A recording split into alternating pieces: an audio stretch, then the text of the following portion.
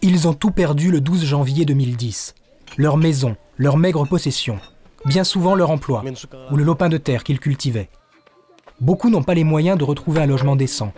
Alors ils vivent dans ces camps, dans des tentes ou des baraques rudimentaires. Dans l'inconfort et la promiscuité, un bouillon de culture pour les épidémies et le lieu de travail pour les équipes d'Acted. Eliseur commence sa tournée. Il visite tous les camps pour fournir aux habitants des conseils pour une meilleure hygiène. Et microbe qui a fait plus de dégâts, comment il est? Choléra. Donc, ici, qui ça pour me faire pour que je ne prenne pas choléra, puisque je connais qui bon me prendre choléra. Dis-nous après l'autre, madame. Pas manger les légumes crus, laver mains, boire de l'eau traitée, pas toilette à terre. Ok. Environ 2 fois par semaine, on passe dans un camp et on fait les sensibilisations sur le choléra et sur la promotion d'hygiène. On passe toujours pour réviser, mais les gens, à chaque information qu'on fait, les gens comprennent beaucoup, très bien l'information.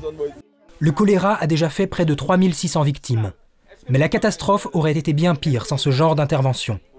Le travail d'Acted a permis de ralentir l'épidémie en améliorant l'hygiène quotidienne. Et pas d'hygiène sans accès à l'eau potable. Acted intervient pour garantir un accès durable à une eau de qualité, grâce par exemple à ce forage ou à la construction de ce puits. Avec le soutien de la Commission européenne, des latrines et des sanitaires sont aussi installés dans les camps.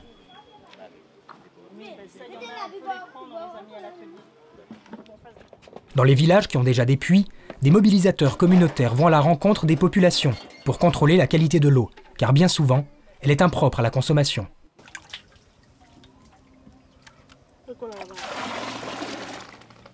Cette eau-là, l'eau n'est pas traitée ici. C'est pourquoi on est venu ici, donc pour montrer comment traiter l'eau ici avec du chlore. Voici ces fameuses tablettes de chlore. Vilna apprend à ses villageois comment désinfecter l'eau et comment vérifier sa pureté.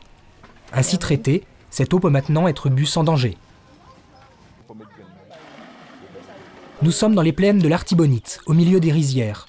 Cette région a été épargnée par le séisme, mais pas par le choléra.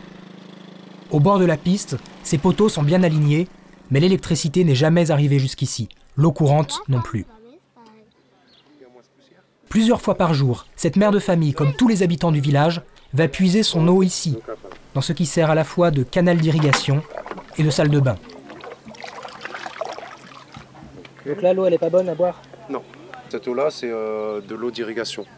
Donc elle passe à travers les parcelles et les gens ont l'habitude de faire leur lessive là-bas, au bord du canal, se baignent dedans aussi.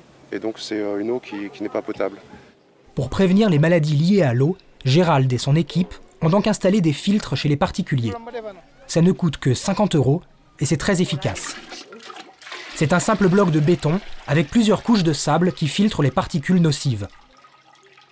Et par pression, en fait, l'eau remonte jusqu'à ce niveau-là. Et c'est l'eau filtrée, qui a été précédemment filtrée, qui va couler dans leur récipient. Et l'eau maintenant, elle est potable? L'eau, elle est potabilisée à 99% quand tout est bien fait. Et vu qu'on est en épidémie de choléra, on demande quand même aux gens de chlorer l'eau après la filtration. Ce village au cœur du foyer de l'épidémie a été particulièrement touché par le choléra.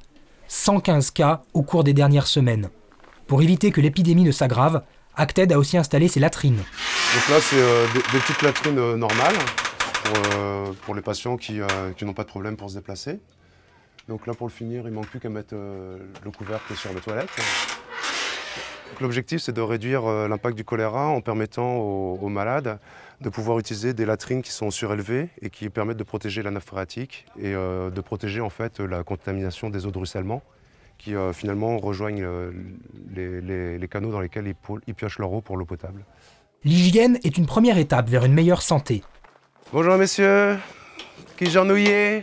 Et pour cela, la prévention est indispensable.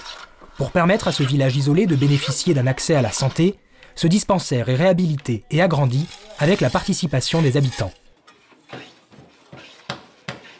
Ok, 3,15 m. Avec cet aménagement-là et la construction d'une salle d'observation un petit peu plus loin, là, on arrive à faire en sorte que ce dispensaire qui a été construit dans les années 80 arrive aux normes actuelles du ministère de la Santé publique. Ce couple attend un enfant Ils ne connaissent pas encore le prénom, mais ils savent qu'ils auront la chance de pouvoir accoucher près de chez eux. On espère que vous êtes capable de faire ça ici quand même. Il y a une maternité, c'est 2 heures de route d'ici à peu près. Donc c'est vrai que ça fait une grande distance.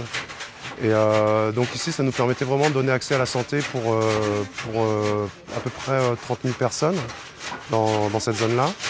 Et également de pouvoir continuer les programmes sur la malnutrition, où il manquait d'une structure pour pouvoir détecter, accueillir et puis peser les enfants. Et donc là, on pourra également faire la détection de la malnutrition dans ce dispensaire-là. L'aide apportée s'inscrit dans une démarche de soutien durable aux populations. Acted travaille au quotidien pour promouvoir la santé et l'hygiène et apporter à ceux qui en ont le plus besoin conseils et infrastructures.